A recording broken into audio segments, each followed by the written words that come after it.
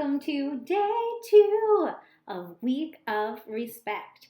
I hope you're all having a great week of respect so far, trying to be more polite, more kind, more considerate, and inclusive of those around us.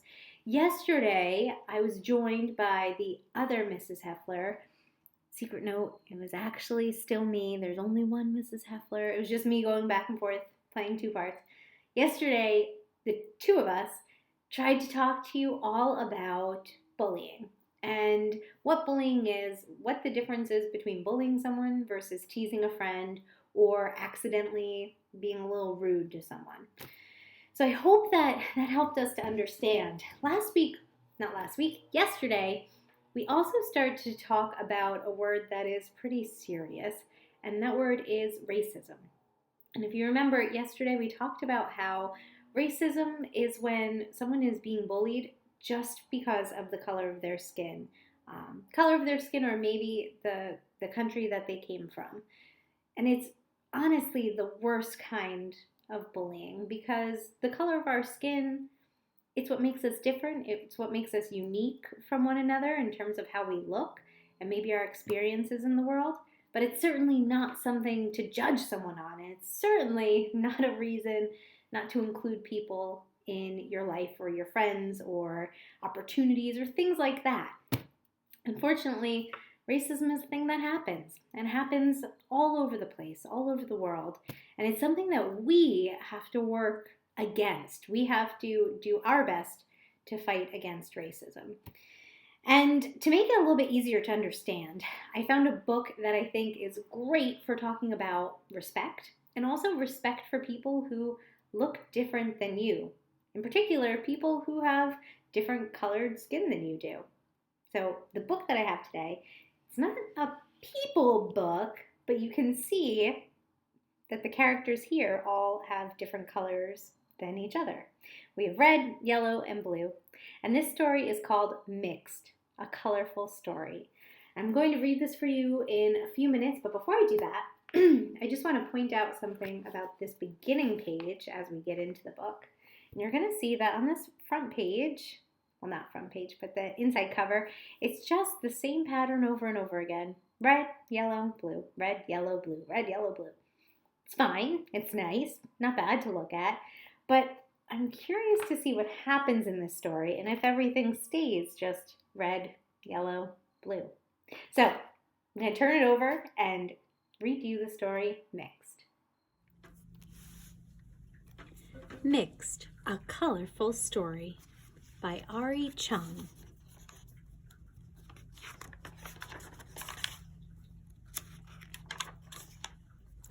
In the beginning, there were 3 colors: yellows, reds, and blues.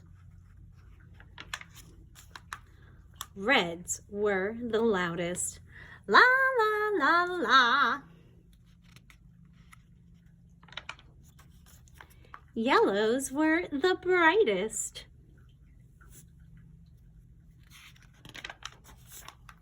And blues, blues were the coolest.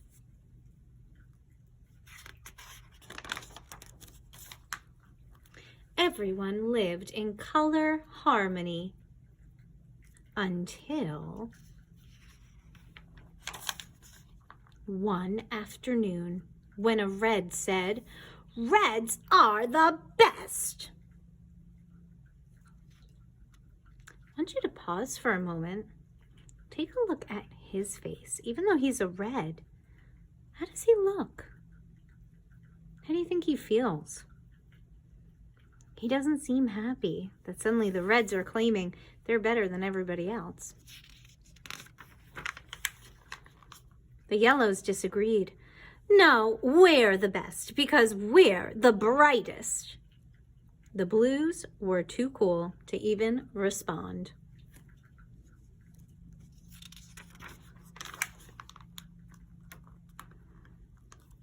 The colors decided to live in separate parts of the city.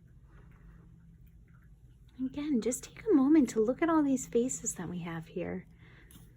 I don't think that they look particularly happy being separated from one another. But then one day, a yellow noticed a blue, and something happened. I feel so happy when I'm near you, and I feel so calm when I'm with you.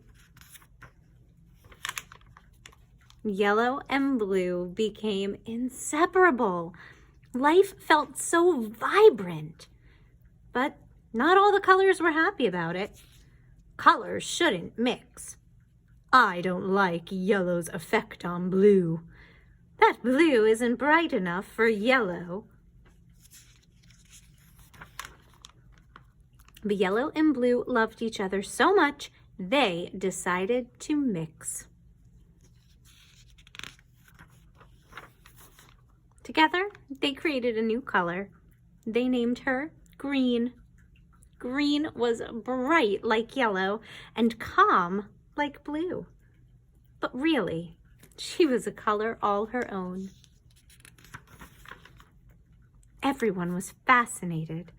I've never seen anything like her before. She's so cute. Even the grumpy colors fell in love with green.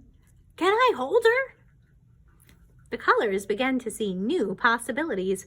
Soon, other colors mixed and mixed and mixed and mixed. There were so many new colors and a lot of new names. Be careful, Jade. Don't forget your glasses, Lavender. Have fun, Amber.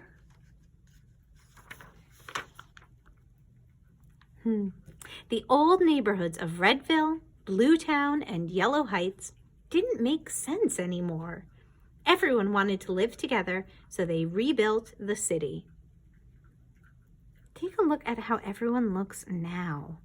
We saw that picture, that page before, when they decided to separate. How everyone looks so sad or grumpy or angry or scared. And then we see this beautiful new town with all these different colors that were mixed, and everyone looks so much more pleasant, don't they? The new city was full of color. It wasn't perfect, but it was home.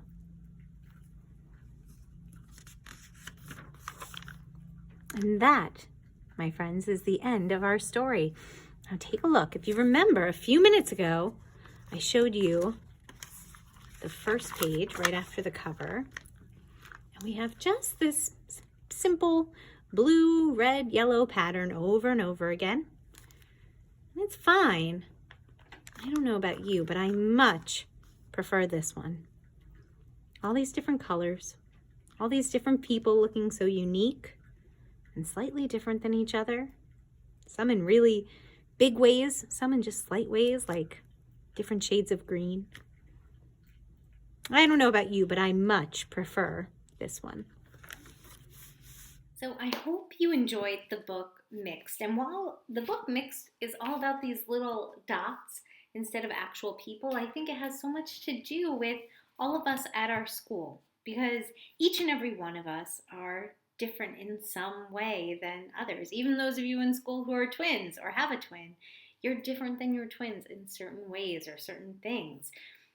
So as we're talking about this book Mixed, and as you think back to the beginning of it when they decided to separate the city and only blues hung out with blues and yellows hung out with yellows, I want you to think about ways that you could be more welcoming to people who don't look like you, to people who sound different than you or like different things than you.